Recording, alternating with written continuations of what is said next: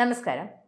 ഗസയിൽ ഫലസ്തീനുകളെ ആഫ്രിക്കൻ രാജ്യങ്ങളിലേക്ക് നിർബന്ധിതമായി കുടിയിറക്കാൻ അമേരിക്കയും ഇസ്രായേലും പദ്ധതിയിടുന്നതായി തന്നെ റിപ്പോർട്ടുകളുണ്ട്.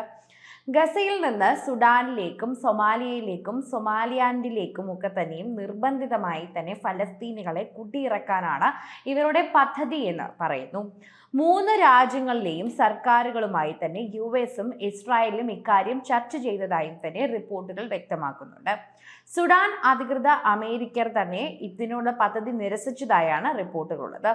എന്നാൽ സൊമാലിയയുടെയും സൊമാലിയോണ്ടിലൊക്കെ തന്നെയും പ്രതികരണത്തെക്കുറിച്ച് റിപ്പോർട്ടിൽ പരാമർശിച്ചിട്ടില്ല. ചർച്ചകൾ എത്രത്തോളം പുരോഗതി കൈവരിച്ചെന്നോ നീക്കങ്ങൾ ഏത് തരത്തിലാണെന്നോ ഇതുവരെ വ്യക്തതയില്ല.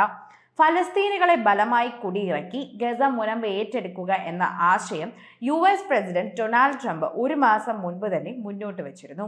എന്നാൽ പശ്ചിമേഷ്യൻ രാജ്യങ്ങളും ഫലസ്തീനും അടക്കം ലോകരാജ്യങ്ങൾ രൂക്ഷമായ ഭാഷയിലാണ് ഈ നീക്കത്തോട് പ്രതികരിച്ചത്. ഫലസ്തീനുകളെ വംശീയമായി തന്നെ ഉന്മൂലനം ചെയ്യാൻ ട്രംപ് നെതന്യാഹുവിന് കൂട്ടുനിൽക്കുകയാണെന്നും വിമർശനം ഉയർന്നിരുന്നു. പിന്നാലെ തന്നെ ഈജിപ്ത് തലസ്ഥാനമായ കൈറോയിൽ നടന്ന ഉച്ചകോടിയിൽ ഫലസ്തീനികളെ സ്വന്തം മണ്ണിൽ തന്നെ നിലനിർത്തിക്കൊണ്ടുള്ള പുനർനിർമ്മാണ പദ്ധതി അറബ് രാജ്യങ്ങൾ തയ്യാറാക്കിയിരുന്നു. ഈ ഗസ പൂർണ്ണ നിർമ്മാണ പദ്ധതി അമേരിക്കൻ പ്രസിഡന്റ് ഡൊണാൾഡ് ട്രംപിന്റെ പ്രതിനിധി സ്റ്റീവ് വിറ്റ്കോഫിന് മുൻപാകെ അവതരിപ്പിച്ചിരിക്കുകയാണ്. ഇതിനിടയിൽ തന്നെ US ആഫ്രിക്കൻ രാജ്യങ്ങളുമായി ചർച്ച ആരംഭിച്ചതെന്ന് ഒരു US ഉദ്യോഗസ്ഥനെ ഉദ്ധരിച്ചുകൊണ്ട് അന്താരാഷ്ട്ര മാധ്യമമായ അൽ ജസീറ റിപ്പോർട്ട് ചെയ്തിട്ടുണ്ട്. ചർച്ചകളിൽ ഇസ്രായേലും നേതൃത്വം വഹിക്കുന്നുണ്ടെന്നും റിപ്പോർട്ട് വ്യക്തമാക്കുന്നു. റംദാൻ കാലത്തും ഗാസ നിവാസികൾക്ക് ദുരിതമുണ്ട്. ഗാസയിൽ ഭക്ഷണവും ആവശ്യ സാധനങ്ങളും എത്തിയിട്ട് 12 ദിവസം പിന്നിട്ടതായി റിപ്പോർട്ടുണ്ട്. ഇതോടെ ഗാസയിൽ പങ്കെടുത്ത പട്ടിണിയാണ് എങ്ങുമുള്ളത്.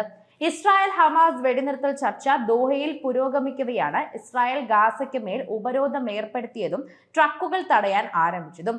ഭക്ഷ്യവസ്തുക്കൾക്ക് പുറമെ ഇന്ധനത്തിന്റെ വിതരണവും തടഞ്ഞിരിക്കുകയാണ്. ഭക്ഷ്യവസ്തുക്കളുടെ വിതരണം തുടരണമെന്ന് ലോകരാജ്യങ്ങൾ ആവശ്യപ്പെട്ടിട്ടും ഇസ്രായേൽ വഴങ്ങിയില്ല.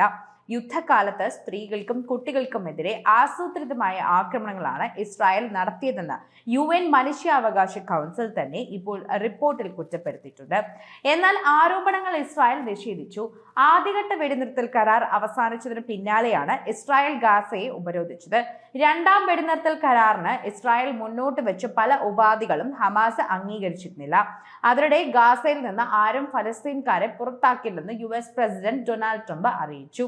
അയർലൻഡ് പ്രധാനമന്ത്രി മൈക്കിൾ മാർട്ടിനുമായുള്ള കൂടിക്കാഴ്ചയ്ക്ക് ശേഷമാണ് ഗാസയിൽ നിന്നും ഫലസ്തീൻകാരെ ഒഴിപ്പിക്കുമെന്ന നിലപാട് ട്രംപ് തിരുത്തിയത്. ട്രംപിന്റെ പുതിയ നിലപാടിനെ ഹമാസ് സ്വാഗതം ചെയ്തു. ഗാസയിൽ വൈദ്യുതി വിതരണം നിർത്താൻ നിർദ്ദേശം നൽകിയതായി ഇസ്രായേൽ വൈദ്യുതി മന്ത്രി അറിയിച്ചിരുന്നു. വൈദ്യുതി വിതരണം എത്രയും പെട്ടെന്ന് നിർത്തിവെക്കുന്നതിനുള്ള ഉത്തരവിൽ ഒപ്പുവെച്ചതായി മന്ത്രി എലി കോഹൻ തന്നെ പറഞ്ഞു. യുദ്ധത്തിൽ പൂർണ്ണമായി തകർന്ന ഫലസ്തീനിലേക്കുള്ള എല്ലാ സഹായങ്ങളും ഒരാഴ്ച ഇസ്രായേൽ തടഞ്ഞു വെച്ചിരിക്കുകയാണ്. ആ സാഹചര്യത്തിലാണ് വൈദ്യുതി വിച്ഛേദിക്കാനുള്ള അനുമതിയിൽ എലി കോഹൻ ഒപ്പുവെച്ചത്.